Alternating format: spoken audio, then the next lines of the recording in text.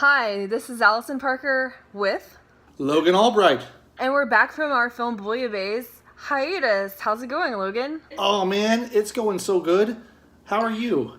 I'm great. We had some sad news for film Bouillabaisse listeners, watchers, in that my cat of 16 years, Pipecleaner, died recently. So we decided to make this show dedicated to him, and we're picking our favorite 5 to 6 favorite animal-themed films. 5 animal-themed films. So my favorite of these that we're going to begin with is a 1938 Howard Hawks directed film starring the best actress that's ever lived, Katharine Hepburn, along with Cary Grant, Bringing Up Baby. Now this is a very madcap slapstick comedy. It's great. Baby in this is Katharine Hepburn's character, Pet Leopard.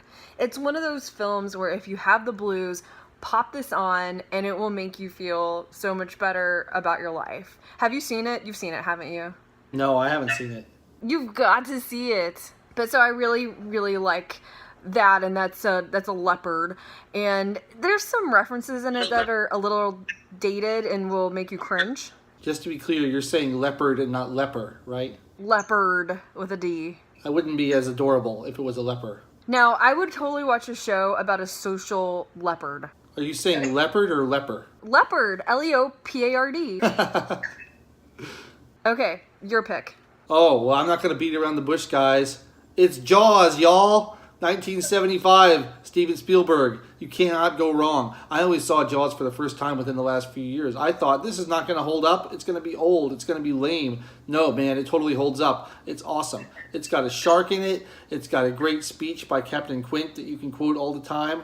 It's scary. It's thrilling. It's exciting. It totally holds up. It's a lot of fun. Recommend it. That's some bad hat, Harry. I think we need a bigger boat.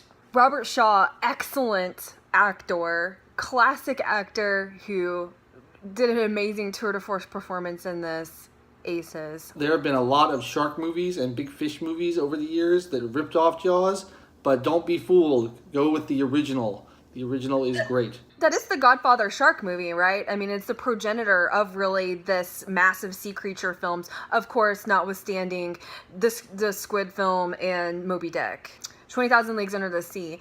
But it spawned Orca and Sharknado even. And The Meg. The Meg, which I read that book 20 years ago, and it's just as cheesy now, but I love it.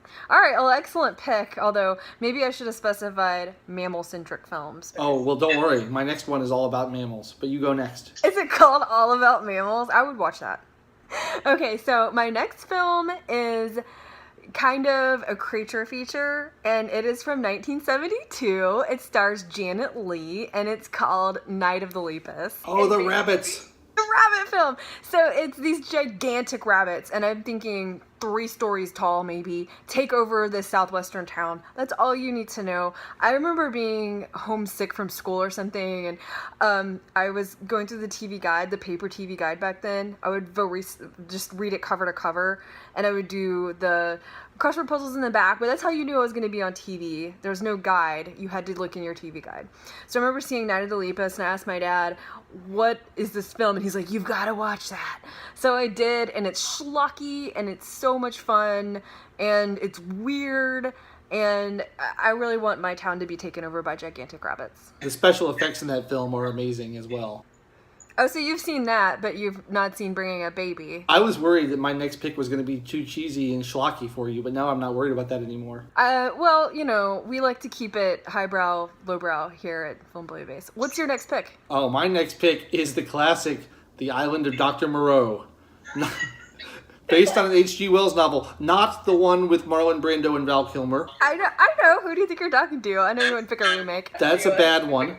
The one from the 70s with Michael York. That's an awesome Island of Dr. Moreau. It's about a crazy doctor who tries to turn animals into people using science. And what's not to love? And there's all kinds of quotable things. They say whoever breaks the law must go back to the house of pain. And the animals are all messed up because they're like halfway between animals and people. And Michael York is freaked out by it, but he can't escape because he's on an island. What are you going to do? And the doctor's crazy. And in typical H.G. Wells fashion, it's very pessimistic. I don't know if that counts as an animal movie, but I love that movie. No one watches it. It's so good. Okay, so my next pick is also rabbit themed. Do you want to take a guess of what it is? Night of the Rabbits. Night of the Rabbits. It's the sequel. So no, it is Harvey. Which what? Oh, Harvey. It's Harvey. Great movie. Harvey is a 1950 film starring Jimmy Stewart where he sees this rabbit that maybe nobody else can see and it talks to him. And it's not nearly as dark as Donnie Darko, which obviously draws from Harvey, but it does have some kind of dark moments if you're paying attention to the dialogue.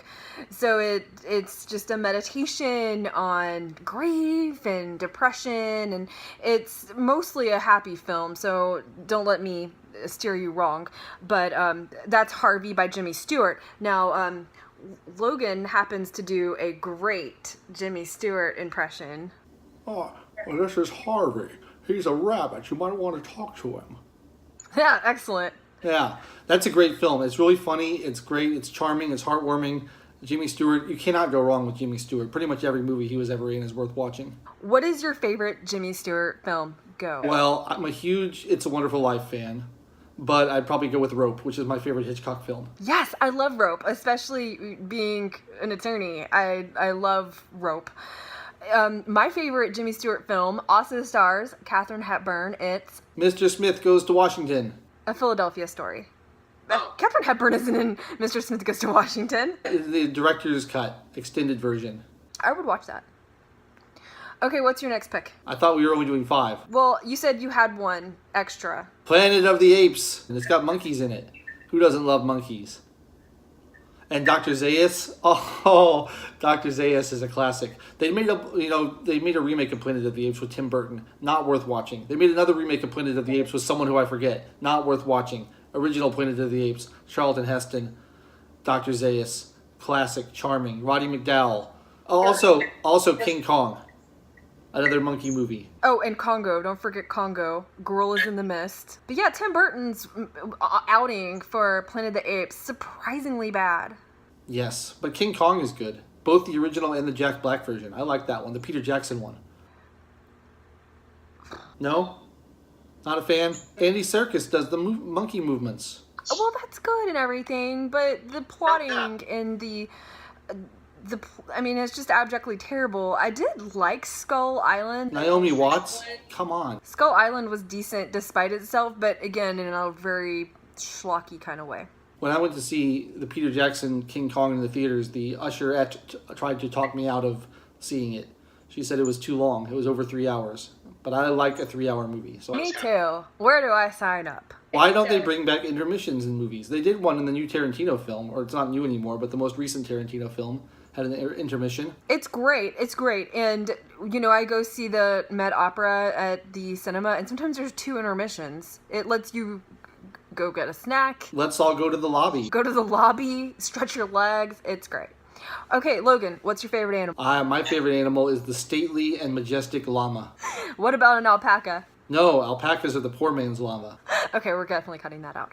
My favorite animal is the mongoose. Great choice. So, thanks for joining us today. This is where we'll put up a picture of Pipecleaner.